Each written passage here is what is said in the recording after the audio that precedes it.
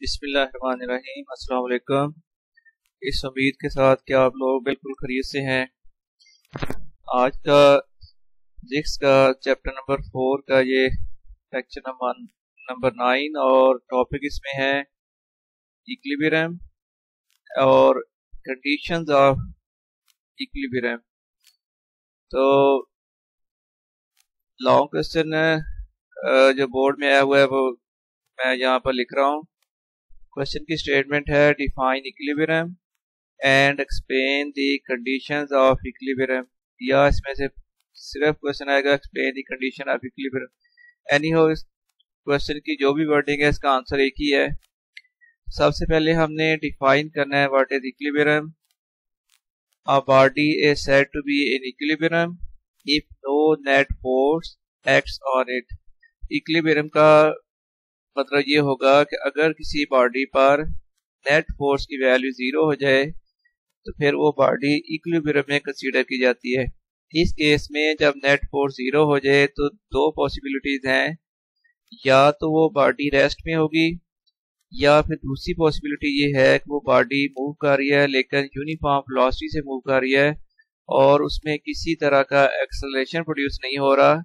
तो net force 0 का मतलब उस बॉडी का एक्सेलरेशन 0 है, जो कि उस वक्त हो सकता है जब बॉडी रेस्ट में होगी या वो कांस्टेंट स्पीड से मूव करेगी।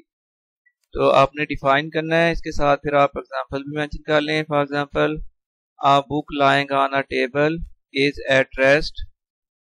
तो ये इक्विलिब्रियम में है, बॉडी रेस्ट में। The weight of the body acting downward is balanced by normal reaction of the table, hence book is in equilibrium. इसका मतलब वेट और नॉर्मल रिएक्शन कैंसिल हो रही हैं एक दूसरे के साथ, तो नेट फोर्स इस केस में 0 हो जाएगी।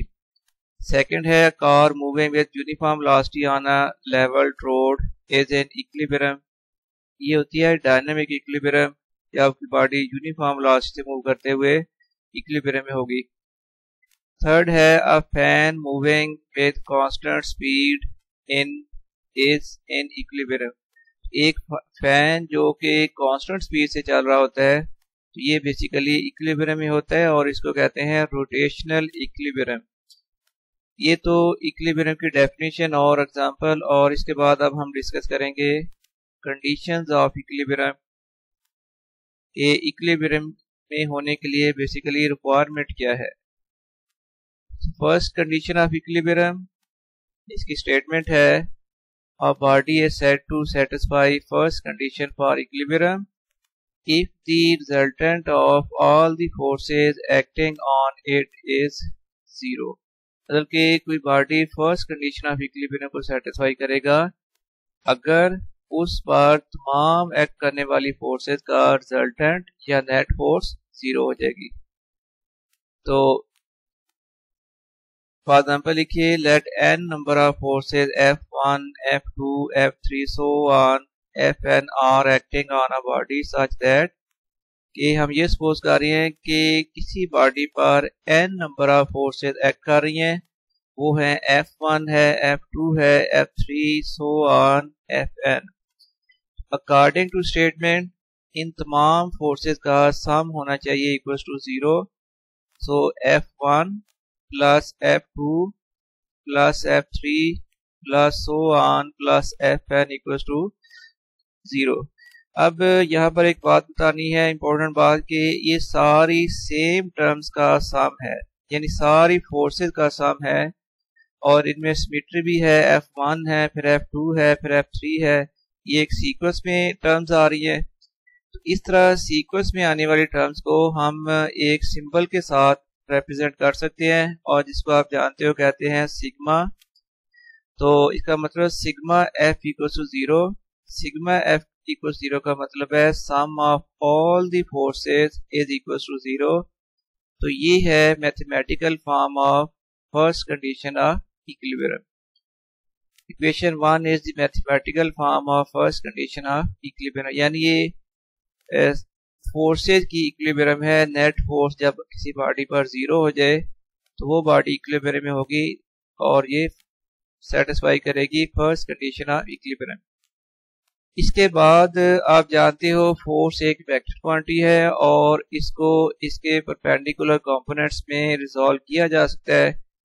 जनरली हम फोर्स को उसके एक्स और वाई कंपोनेंट्स में स्प्लिट करते हैं, रिजॉल्व करते हैं। तो नेक्स्ट फिर हम डिस्कस करेंगे in terms of perpendicular components. Perpendicular components की फॉर्म में first condition of equilibrium can also be stated in terms of x and y components of the forces acting on a body। अगर सीधी सी बात है, अगर तमाम forces का sum equal to 0 है, इसका मतलब ये होगा कि sum of all the x component equal 0 and sum of all the y component should be equal to 0। ये देखिए फर्स्ट फोर f1 थी, फिर f2, फिर f3 so on fn equal 0। अब सबसे पहले इनके x कंपोनेंट्स का सम हम इक्वल टू 0 करेंगे। f1x का मतलब ये हुआ कि x component of force f1 plus f2x का मतलब है x component of force f2 plus so on f3x plus so on fnx equal to 0। या अगर समेशन की फॉर्म में लिखें तो सिग्मा fx इक्वल टू 0। तो मतलब ये हुआ कि sum of all the x components of the forces is equal to 0 under equilibrium. इसी तरह अगर तमाम x कंपोनेंट्स का सम 0 है तो सिग्मा y यानी sum of all the y components भी इक्वल टू 0 होना चाहिए। तो f1y plus f2y plus f3y plus so on fny should be equal to 0। या हम लिख लें सिग्मा fy इक्वल टू 0। तो इसका मतलब ये है कि अगर किसी बॉडी पर सम ऑफ ऑल दी फोर्सेस 0 है, जिस तरह इक्वेशन 1 में हमने लिखा था, तो फिर sum of all the x component भी 0 होगा और sum of all the y components भी इक्वल टू 0 होगा। तो ये है explanation of first condition of equilibrium. Next फिर इसकी कुछ एग्जांपल डिस्कस कर लेते हैं कहाँ फर्स्ट कंडीशन अप्लाई होती है। In the following cases first condition of equilibrium is satisfied. Number 1 book lying on a table. इस केस में भी सम ऑफ फोर्सेस 0 होगा, उसका वेट और नेट फोर्स बैलेंस होकर नेट फोर्स 0 कर देंगे। फिर picture hanging on a wall, इस केस में भी नेट फोर्स 0 होगा, sigma f0 and paratrooper coming down with terminal velocity. तो ये जो पैराट्रूपर डाउनवर्ड मूव कर रहा होता है, तो ये इनिशियली कुछ सेकंड में तो इसकी वेलोसिटी इंक्रीज होती है। जब इसकी वेलोसिटी इंक्रीज हो रही होती है, साथ ही फिर एयर की जो रिटार्डिंग फोर्स है वो भी इंक्रीज हो रही होती है क्योंकि वो वेलोसिटी के साथ बढ़ती है। और जब एयर फ्रिक्शन, एयर की रिटार्डिंग फोर्स उसके वेट के इक्वल हो जाए तो तब उस पैराट्रूपर पर नेट फोर्स 0 हो जाएगी। और जब इस पर नेट फोर्स 0 हो जाएगी तो फिर पैराट्रूपर फर्दर स्पीड नहीं पकड़ेगा, बल्कि फिर उसकी स्पीड कांस्टेंट हो जाएगी और वो कांस्टेंट स्पीड से ही फिर ग्राउंड की तरफ गिरेगा। ये कांस्टेंट स्पीड काफी कम होती है, काफी सेफ होती है। इस कांस्टेंट स्पीड को फिर कहा जाता है टर्मिनल वेलोसिटी या टर्मिनल स्पीड। अब हम डिस्कस करेंगे सेकंड कंडीशन ऑफ इक्विलिब्रियम, जो कि टॉर्क्स की कंडीशन है। तो बाज़ केसेस में ये होता है कि बॉडी पर first condition of equilibrium complete हो रही होती है, लेकिन उसके बावजूद वो बॉडी इक्विलिब्रियम में नहीं होता, बल्कि उसमें रोटेट होने की टेंडेंसी होती है, उसमें रोटेशनल या उसमें एंगुलर एक्सेलरेशन प्रोड्यूस होने की पॉसिबिलिटी होती है। तो तब हम बॉडी को इक्विलिब्रियम में करने के लिए कंडीशन इंपोज करेंगे कि sum of all the torques acting on a body should be equal to 0। सबसे पहले इसकी स्टेटमेंट देख लें। A body is said to satisfy second condition for equilibrium if the resultant of all the torques acting on it is equal to 0। sigma tau equals to 0, यानी sum of all the torques acting on a body is equal to 0। ये है second condition of equilibrium. अब इसकी हम वजह बताएंगे कि वो क्या पॉसिबिलिटी है जब फर्स्ट कंडीशन सेटिस्फाई होने के बावजूद बॉडी जो है इक्विलिब्रियम में नहीं होती, बल्कि उसमें रोटेशन की पॉसिबिलिटी होती है, एंगुलर एक्सेलरेशन प्रोड्यूस होने की पॉसिबिलिटी होती है। तो some time the body is not in equilibrium even the first condition of equilibrium being satisfied. ये राइट साइड में फिगर में देखिए, ये एक ब्लॉक है या बॉडी है जिस पर two equal forces opposite direction में एक्ट कर रही है और एक ही लाइन में एक्ट कर रही है। तो ये दोनों फोर्सेस एक दूसरे को कैंसिल कर रही हैं। इस बॉडी पर नेट फोर्स की वैल्यू 0 होगी और ये बॉडी अब इक्विलिब्रियम में होगी, मतलब कि रेस्ट में होगी या फिर यूनिफॉर्म वेलोसिटी से मूव कर रही होगी। तो ये first condition of equilibrium satisfy हो रही है फिगर ए में। फिगर बी में देखिए कि वही दो फोर्सेस हैं जिनका मैग्नीट्यूड अब भी इक्वल है और डायरेक्शन भी अपोजिट है, लेकिन जैसे ही हमने इनकी line of action of force change किए, फोर्स की लाइन ऑफ एक्शन को आपने चेंज किया, अब definitely first condition of equilibrium तो सेटिस्फाई हो रही है, यानी sum of the two forces is equal to 0।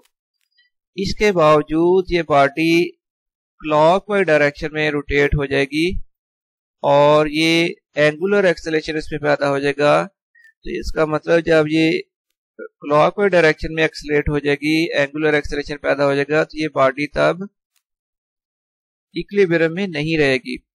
तो अब हम क्या करें कि फर्स्ट कंडीशन तो सेटिस्फाई हो भी गई है, फिर भी बॉडी इक्विलिब्रियम में नहीं है। अब हमने ये करना है, हमें करना पड़ेगा कि ये बॉडी रोटेशनल इक्विलिब्रियम में तब होगी अगर इसके sum of torques b equal to 0 हो जाए। यानी जब की बॉडी रोटेट होती है, घूमती है, तो फिर उसके sum of torques should be equal to 0। Consider a body pulled by two equal forces of magnitudes F1 and F2 as shown in figure. Both forces are equal and opposite. Both are acting along the same line. Hence their resultant will be equal to 0. ये figure A की बात की जा रही है, इनमें forces का resultant 0 है, एक लाइन में एक्ट कर रही है। According to first condition of equilibrium, the body will be in equilibrium. तो फिगर ए में जो है बॉडी इक्विलिब्रियम में होनी चाहिए।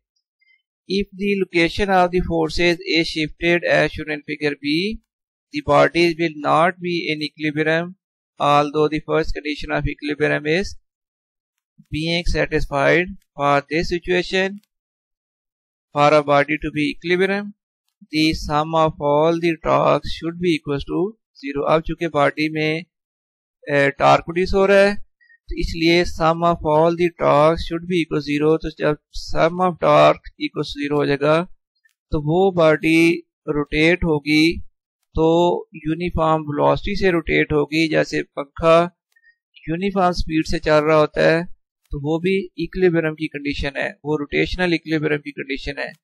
तो ये है जो कंडीशन ऑफ इक्विलिब्रियम की डिटेल, और इंशाल्लाह ताला जिस तरह इजी मेथड से आपको एक्सप्लेन किया गया है, मुझे उम्मीद है और मेरी दुआ है कि आपको ये टॉपिक बहुत अच्छी तरह समझ आए, आपको ये टॉपिक इजी लगे। इसके साथ ही अल्लाह हाफिज।